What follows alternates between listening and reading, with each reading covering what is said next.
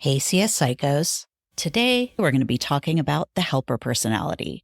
We'll talk about what it is, why that's relevant to customer success, and how it causes a lot of CS leaders to become burnt out and resentful without ever really becoming effective in their new role. That's all coming up next, right here on Psychology of Customer Success. Stay tuned. Humans don't think or behave like computers.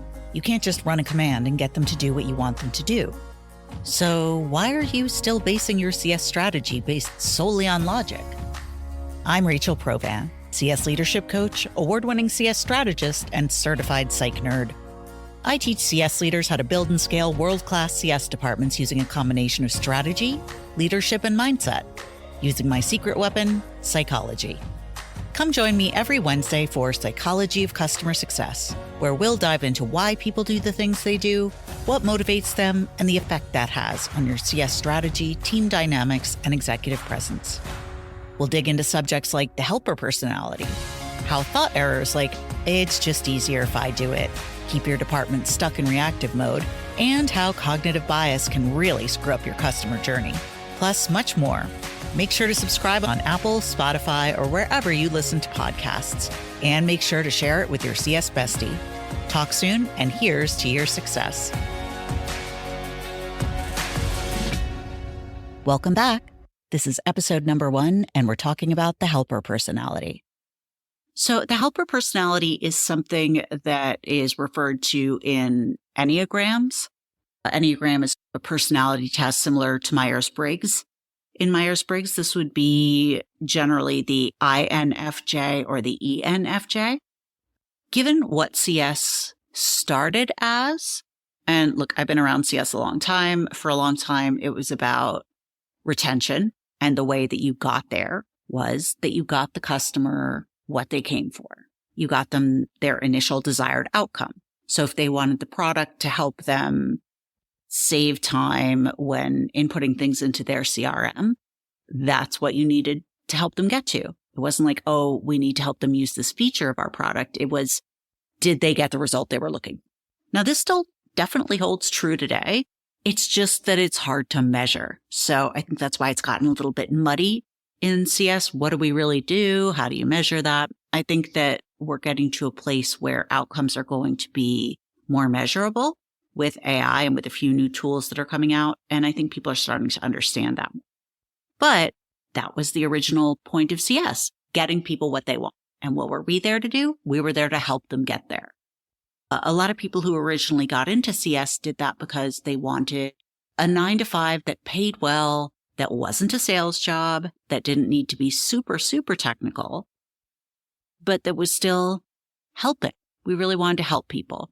Most of us found that sales felt too like it was too self-motivated.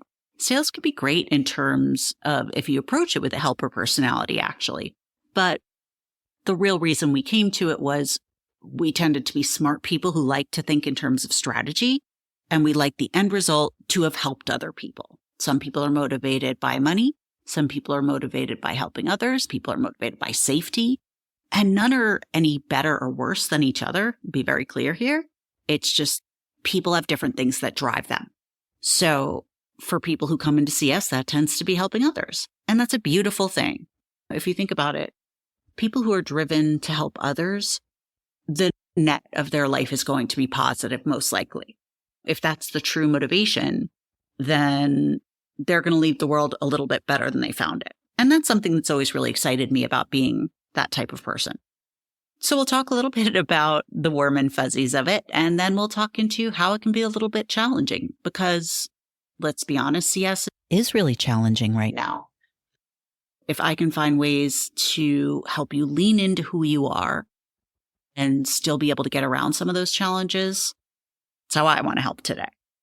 A few things about the strengths of the helper personality. So empathy and compassion, warmth and approachability, strong interpersonal skills, and we're intuitive in terms of understanding what other people need.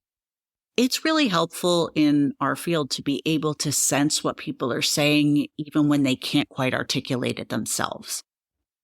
And a lot of helper personalities are really good at that intuition.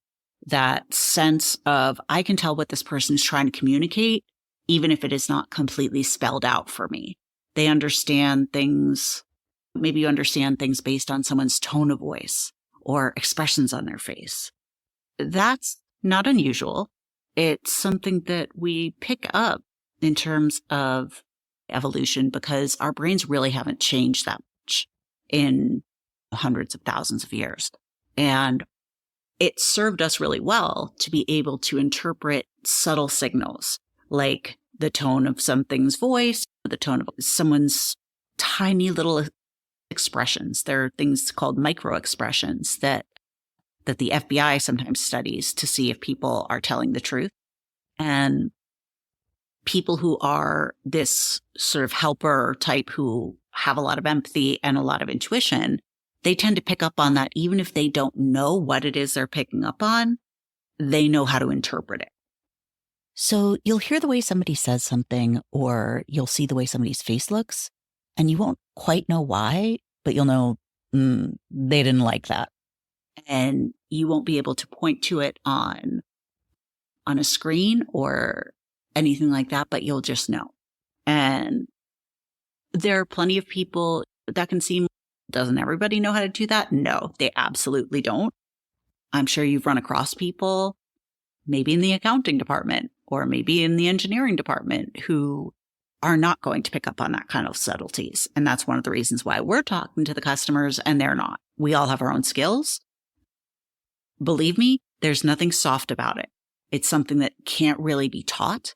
And as AI becomes more and more prevalent, it's going to become more and more important because people can sense authenticity, and it's not something that you can really teach a bot to do because humans are not logical. We have our own motivations. And when you can see and hear those subtleties, you can work with it in a way that a machine can't. So all of those are really important and are really helpful to the job. That said, there are some ways that it can really get in your way and it can hurt you. So I want to talk about some of the weaknesses of being a helper personality and what you can do to work around them. One of the weaknesses is that we're extrinsically motivated, meaning we're looking for someone else to validate us in order to feel good. It's not something that's, okay, I did this, I feel good about it, and now I feel good today. We are reliant on someone else to make us feel good, even if that's just because we made them feel good. That need to be needed, it can lead to burnout pretty quickly. Needing approval in general can impact decision-making. Something that goes hand in hand with helping people is we don't like them to be mad at us. We don't like people to be upset with us. So in needing that approval, that really puts us in a weaker position because you're not necessarily going to be able to make the best decisions when your mind is clouded by, oh, but this might make them mad at me. And having an actual fear and anxiety attached to that. We all like to think that we're much more logical than we are. But if you ever pivoted what you were going to do, what you were going to say, because it seemed like someone was going to be mad at you, did you know that there were any real consequences besides them being mad at you? If they're mad at me, then what? They're going to tell the boss and the boss isn't going to like us and we're going to get fired? Or they're going to tell other people won't like us, no one will talk to us, we won't be able to get our job done. We take that and then we run with it. When the real fact is, maybe they'll be annoyed for a minute, but so long as we're doing our job and getting the results that we're supposed to get, someone else being annoyed with us is not going to make a huge difference in our lives and in our careers. We often have difficulty saying no. And here's a reason for it. We have a tendency not to ask people for help unless it is an absolute emergency. We're drowning. And even then we tend to be like, oh, hey, would it be at all possible? Like, no pressure at all. Would it be possible to help me with this? And that's just not the case when other people are asking us to do things. They just, most of the time, they just don't feel like doing it and would appreciate a little bit of help. I don't know about you, but that was just mind blowing to me that people just asked for help because they just didn't necessarily feel like doing it and thought maybe we could do it, or thought maybe there wasn't that much on our plates. Great. Would never. But just because you have waited too long does not mean that somebody else should be required to help you. Just like you are not required to help someone else who has let it go too far for them. I know you want to help. I know you care, but there is no option to do all the things and do them well. You're going to have to pick. And when you choose something, whenever you say yes to something, you are automatically saying no to something else. You need to figure out, when I say yes to this, what am I saying no to? If I say no to this, what can I say yes to? Those are two incredibly important questions to be asking yourself. Another thing is we tend to be just a wee bit unrealistic as to what we can actually accomplish. Now, the reason for this is because we tend to be very accomplished people. If we just worked hard enough, we could get it done most of the time. At a certain point in life, that is no longer the case. You don't win an award for doing all the things. We also, just as humans, tend to overestimate what is possible, physically and mentally, to do in a day. I've heard the phrase, we overestimate what we can do in a day and we underestimate what we can do in a lifetime. And it's hard. You want to do all these things. You want to be able to do all these things. It seems like each thing should be neatly slotted into an hour, and why should it take more? One of my favorite, I don't know if it's a meme, whatever you'd want to call it, but it shows a person saying to themselves, I think I can do 3 things today. And you see a cartoon of the brain walking up and saying, you can do 1. And the person says, no, I really think that if I plan my time out carefully, I can, and the brain interrupts and says, you know what? Now we're not going to do any of them. And that is pretty true. Far too often, we get excited by so many things. We want to help so many people that we end up saying yes to too many things. And in doing that, every time we say yes, we start to build a bridge. And it's 1 or 2 steps across that bridge that we build it. But then we say yes to something else. And we start building 1 or 2 steps of that bridge. And before you know it, we have 15 starts of a bridge to get from one side to the other without any of them going all the way across. What happens with that is you're really busy. You feel really torn and overcommitted and tired, and yet you haven't accomplished a damn thing. People think you're really nice and really ineffective. Another part of it is we can be a little bit emotionally manipulative, not on purpose. I don't think that people with this type of personality go like, all right, I'm going to cry now and I'm going to make them feel really bad. But there can be an element of martyrdom where it's just, oh, I work harder than anybody. Why can't anyone see how hard I'm working? Why are they asking me to do this? Because you say yes. That's not on them. So when you're feeling that you work harder than people, that your opinion is essential to everyone, and even just saying yes to something because you want people to like you instead of thinking that it's in the best interest of the company, that does count as emotional manipulation. It's also not what gets people to like you. When you think about how you decide whether you like or respect someone, is that based on how much are they willing to do for me? No, it's, does what they say and do make sense? Are they aligned with what they believe in? Do my beliefs align with their beliefs? Do I like the things that they do? Do I admire them? It's not, are they a really good assistant? So with all of this, what can happen is we can start to neglect self-care.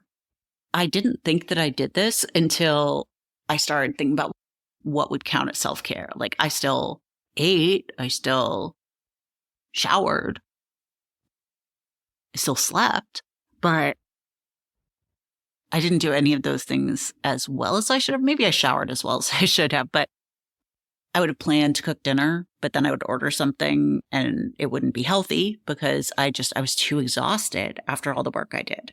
Or I would stay up an extra couple hours because I wanted to finish the work that I had and I didn't want it looming over my head the next day. And because that felt like a choice and because I wanted to do it, it didn't seem like it was neglecting self-care, but it really was. And the thing is that the people around me suffered. I was excited by all I was committed to, especially when I was a new leader. And I really wanted to impress everyone. And it felt like I was doing all this for my family. But they were the ones I ended up being really snappy with. They were the ones that I ended up resenting when they needed or wanted things from me. Like my little kids. Of course they need things from me. They're entitled to need things from me. 40-year-old adults, not as much. But it just felt, oh my God, another person wants more things from me. Like, I'm at home. Can I get a freaking break? No, not in this season of my life. So if I need to do less, it can't be with 4 and 7-year-olds who can't feed themselves. Not really something reasonable to resent. In CS in general, this can sneak up on you really fast. Because we touch the customer, we're customer facing, and pretty much everything that everyone else does relates to the customer in some way. We are asked to do things for all these departments because, well, it relates to the customer. And because a lot of people don't understand what we really do, just more and more things get added to our plate. If you're the type of person who wants to be helpful, both to the customer and to your company, you're going to get to the point where you have overcommitted really quickly. And it's a major danger in CS. This is especially true for new leaders because what a lot of this comes down to is saying no. We don't like it and we have to do it. And if you're a new leader, if you've only been an individual contributor before in IC, you really haven't necessarily had the option to say no. But as a leader, it becomes more and more important for you to say no. And the higher up you move in a company, the more often you have to say no. Because people are going to be asking you for things left and right. And if you say yes to them, you're going to run out of time. You're going to run out of money. You have to make choices. That's what you do as a leader. That first choice that you make is with how you spend your time. It's on prioritization. And priorities are really what helps you out of all this. It's what takes the feelings out of it. What are you tasked with? What is your number one goal that is your job that says, okay, if this is going well, that means you're successful. So in CS generally right now, that's net revenue retention. So if this number is going up, that means you're doing your job. When you're looking at all the things you have to do and whether you're going to say yes to something or not, you have to ask yourself first and foremost, does this impact NRR? Will this help me move the needle in the right direction on NRR? Either immediately, or does this build the foundation for me to create a machine that does that? A department, a motion that does that? And if the answer is no, you need to either put it in a parking lot, which means just saying, I would love to do this, but I can't right now because it doesn't align with my priorities. Or you need to say, this is really important and I see that. And because I can't do it, I think it's important that we find someone who can. All right. So that's something that you can help with, that you can discuss with people, but you are not the only person who can solve every problem. And if you try to, you're not going to be effective at solving any of them. So here's how this plays out in CS, especially right now. Because there aren't clear lines of what CS should work on and what they shouldn't. I'm very clear on what they should and what they shouldn't, but a lot of companies aren't. So that probably doesn't help you a whole lot that I'm clear on. In a lot of companies, you're going to get asked to do 30 different things at once. And if you're just trying to be a team player and make them wonder how they ever operated without you, you're probably going to say yes to all of them, but you're going to be leaving out your long-term strategic work. Now, I know that feels like it can always get pushed for a day. This person's really upset. This person really needs me right now. I can really make a big difference for them right now. So I'm going to work on this today instead of segmentation. That can wait for a day. Yeah, we have to do the customer journey, but that's going to take a long time. And this is something I could do right now that would make a big impact. Watch how much you get done when you're saying that every day. You're helping other people do their work, but your work is never getting done. And it's great to be a team player, but guess who gets credit when their work gets done and yours doesn't? It's not you for being a team player. That they get it done and you don't. And at the end of the day, your numbers matter. And your numbers speak to how much you're helping, both the customer and the company. This can be doubly true for new leaders who I work with a lot. So new leaders don't necessarily know, or they're not used to being able to say no. Because when you're an individual contributor, you're kind of limited. You're given work, you're told what to do. You say, aye, aye, captain, and you do the best you can with it. As a leader, you have to start saying, all right, I've been asked to do all these different things. This is the most important thing. I know the most about this. This is the route we have to go. We're going to say no to other things and yes to this. You can't just say yes to whatever anyone throws at you and think that you're still going to be able to execute on that, because you can't. Yes, you're allowed to say no. No one's going to be like, oh, you're not a team player. It's literally part of your job now. It would be really easy to just say, all right, here's the time management things that you need to work on and get some boundaries. And there you go, all better. I've read a lot of books and articles and things that do that. How I like to get a little bit different here is looking at how can you change your thoughts, look at it from a different perspective that kind of leans into what you already believe in terms of the intrinsic motivation part of it. One thing that's interesting about that is asking yourself, would you feel great about doing this if no one ever knew that you did it? Is the help this is going to cause actually motivating to you? Is the end result motivating to you? Or do you just care about what that person thinks? So that's an important thing. So a few actionable tips to take with you on your way. When you have to say no, here's the best way to do it. The reason that most people get upset when you have to say no to something is that they think that you're saying that your work is more important than theirs. So if you're like, oh no, I can't, I'm too busy, what they take it as is my work is more important than your work. I can't stop my work because it's more important. And what that does is it triggers some insecurities in that person. Again, this is back to evolutionary psychology. It triggers a fight or flight because whether we think about it or not, we associate our jobs as being part of our survival. It's how we get money. It's how we eat. It's how we have shelter. The minute you suggest that someone's work is less important than yours, they start thinking your work's not more important than mine. Do other people think your work is more important than mine? Oh my God, I'm going to get fired. And all of a sudden they're angry. Now, they don't have those thoughts in a concrete linear way. It's like they happen in a second, in a flash in their head. And all of a sudden they're pissed off. But that's the why. So if you can take away that hint of a threat or that sense that you think you're better than them, because you don't, you're just trying to get your own work done. Show them that you understand that their work is important. So saying something like, wow, that sounds like an amazing project. I know that's going to be a huge help with XYZ. I wish I could. I am just buried. I would not be able to do good work on it because I am just too underwater. But I really want to hear how that goes. Good luck with that, okay? No one gets mad at that. They really don't. They get mad when you're like, I can't, sorry, too busy. It's all in how you say it. So here are my final tips. You have to do things that make sure that your needs are met first. You know, that whole airplane, put your mask on before you put the mask on your children. They say that because it's not going to be your instinct to put your mask on first. But if you don't, you literally can't help other people. You will not have enough oxygen to be able to help other people effectively. And it's the same thing with helping others in your company.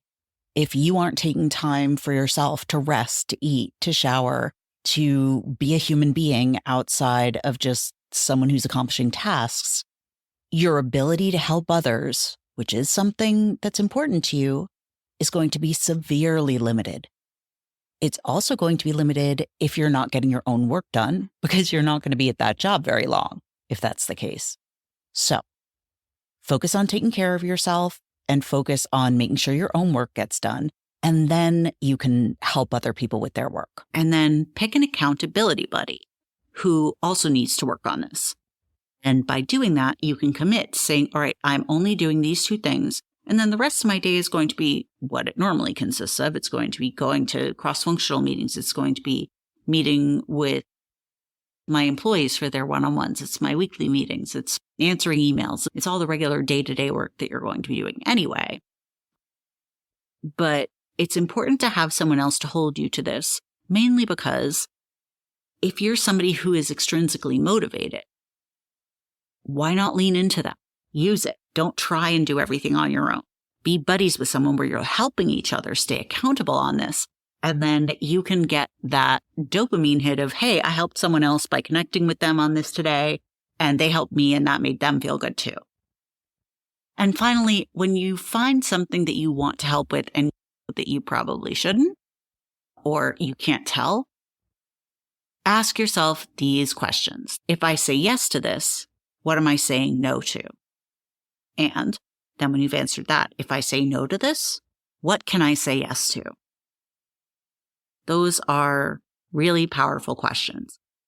Don't answer them in your head. Write them down. Do like a T on a piece of paper. What am I saying no to? What am I saying yes to? And ask yourself, does this need to be done? Does it need to be done now? And does it need to be done by me? All right? Do all that. Get an accountability partner and start helping yourself at least a fraction as much as you help everybody else. And we will all win. Thanks so much for joining me today for another episode of Psychology of Customer Success. If you loved it and want me to make more, make sure you rate it 5 stars and give it a review on old iTunes. So I know it makes sense to keep doing it. I hope so, because I really enjoyed it. And if you want more from me, make sure you're on my insiders list where I send you actionable tips on CS strategy and leadership based on how humans really work. And that'll be linked in the show notes. Next week on the show, we'll be talking about why we butt heads with, practically every other department and what to do about it. Until then, take care of yourself, get some rest, and share this episode with your CS bestie. Bye.